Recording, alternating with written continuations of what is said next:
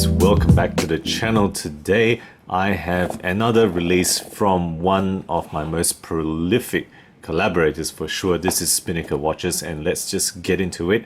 Usual blue package that they come in these days, and in there the typical influencer guide, microfiber cloth, and a very basic tag. Nothing more than that is what I usually get in these cases. And there is the watch. I'm just gonna kind of just release this and show you the watch in detail.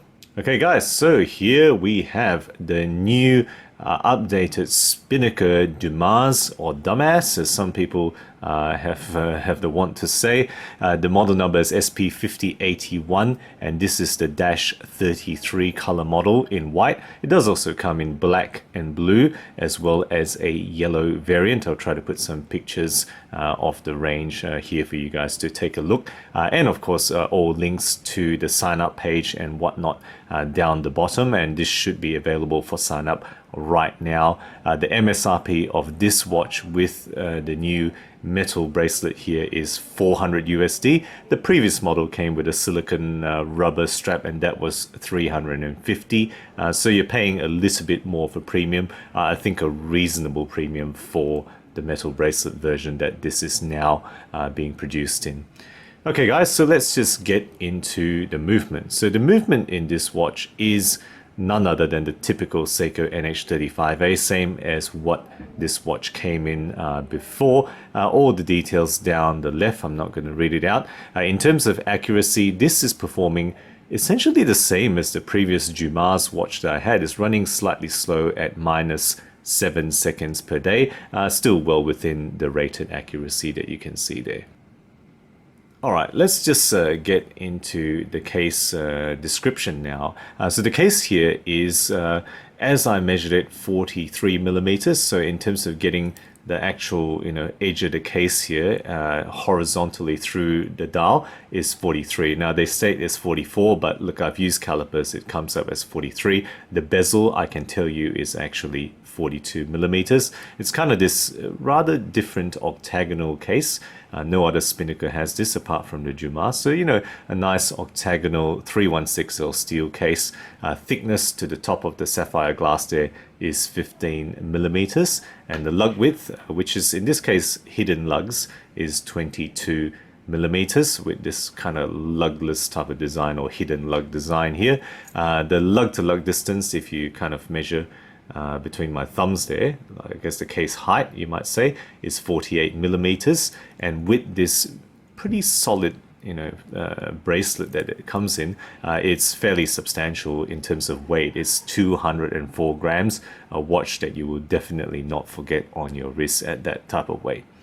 Finishing wise, okay, so the top of the case is circular brush. Right, not much surface to see there, but it is a circular brush, and that is the same as the bottom of the case there, circular brushing. It does transition to vertical brushing on the sides, including that angled side there, vertical brushing, as well as those surfaces all on the side, with a polished bevel that you can see there, right, between the brush surfaces. There is a pretty nicely done polished bevel. Okay, so they do pretty good job at their cases. They continue to do pretty solid case work, I have to say, Spinnaker watches.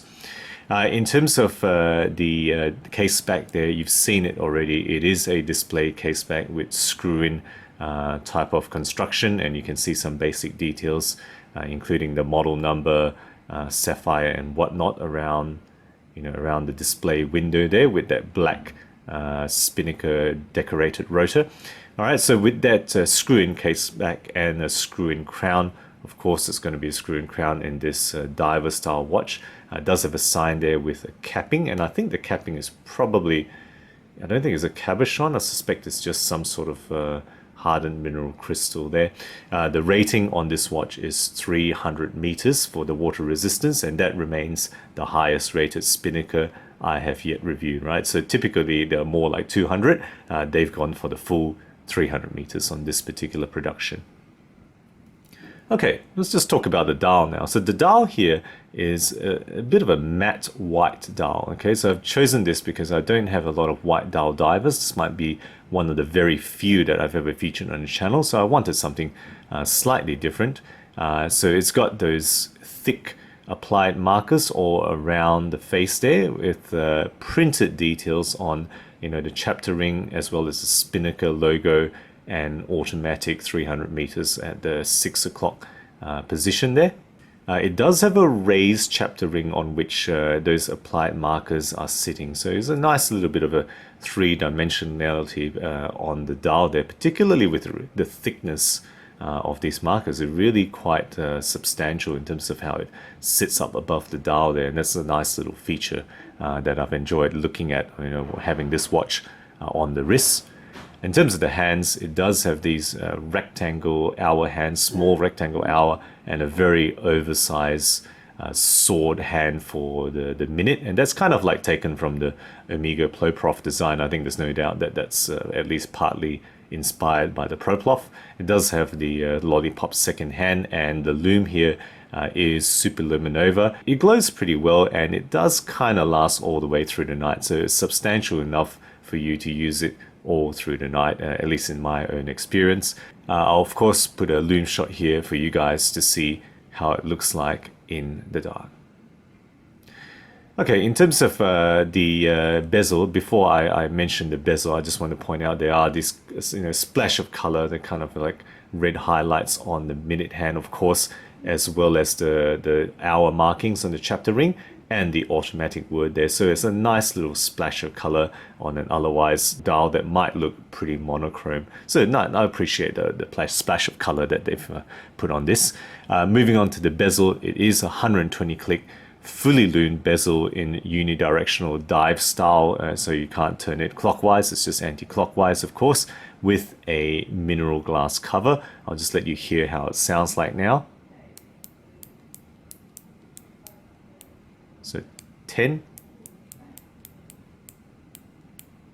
So 10, 20 clicks, so it's a 120 click unidirectional rotating dive style bezel. Okay, that's what you're going to have here on this watch. Above the dial is, I've mentioned it, a sapphire crystal. In this case, it's a pretty flat sapphire crystal. You do see the edge of the crystal there protruding slightly above the level of the bezel, but otherwise it is a pretty flat construction on that sapphire crystal.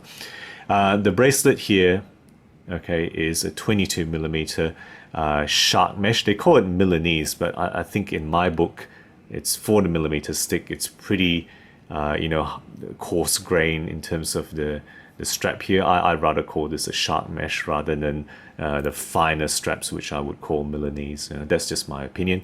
Let me know what you think and what you would call this one.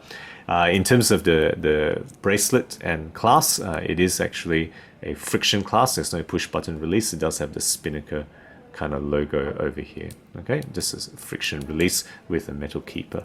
So that's the entire description of the watch. Let's just put it on for a wrist shot for you guys now. And there we have the Spinnaker Dumas or Dumas on my 17 centimeter wrist. And remember, the case height is, I guess pretty modest for a 44 millimeter watch or 43 millimeter watch. It's 48, and it kind of just sneaks in onto my 17 centimeter wrist. But there's no doubt it is a large tool style watch, unashamedly a tool style. Alright guys, so that's the description and the wrist shot. Let me talk about my thoughts on this watch now. What do I like?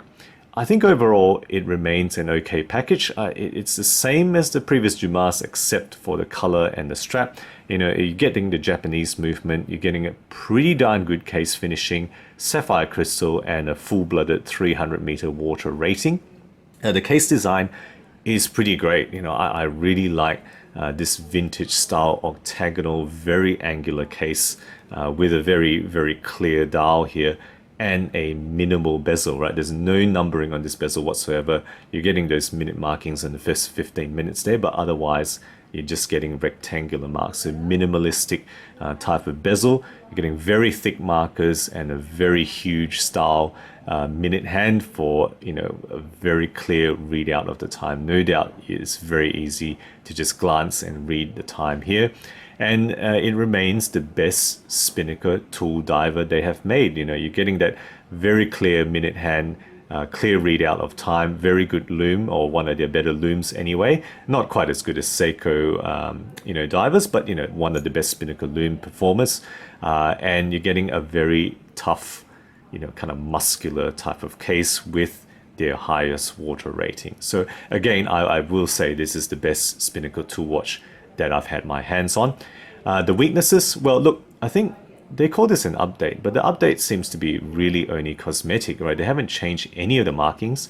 You're getting a new color, and you're getting this kind of shark mesh bracelet instead of the silicone rubber, but that's about it. That's really the update. I don't perceive any other kind of changes they've actually made to the watch.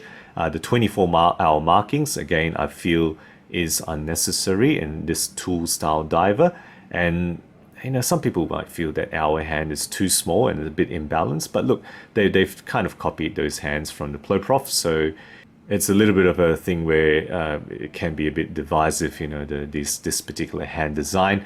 In terms of the size, there is no doubt this is a large watch at 43 to 44 millimeters, so you might not like that, but I'll say that this kind of short lug, hidden lug design does make it a lot more wearable than it otherwise might have been. And it certainly compensates for the size to a degree.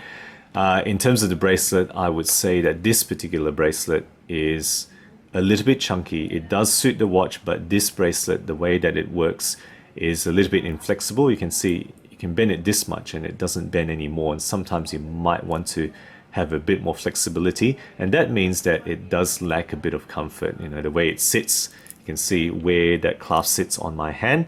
It's a little bit far on this side, so it doesn't quite sit as comfortable as a lot of other straps have. That's really what you're getting with this kind of thick Milanese strap or shark mesh. The advantages, however, are that it's pretty scratch resistant. You're not going to really see scratches very easily at all, so you can bang this around and it will look just the same as you got it. And I would say also, one thing I like is the quick adjustment. You just lift that flap and you can move it up and down. There's no removing links to size it, it's just that, and you can hand it to someone else easily for them to enjoy. So there we go, that's my take on the new update of the Spinnaker Dumas. Let me know what you think about this, particularly if you own this one or you're going to go for this one, or if you own the previous model. Would love to hear your thoughts. So guys, that's my review. Thank you for watching. If you enjoy my videos, do consider subscribing. New content every week, always aiming to be objective and unbiased about all things horology. Thank you again for sticking with me, and as always, I'll catch you guys again next time.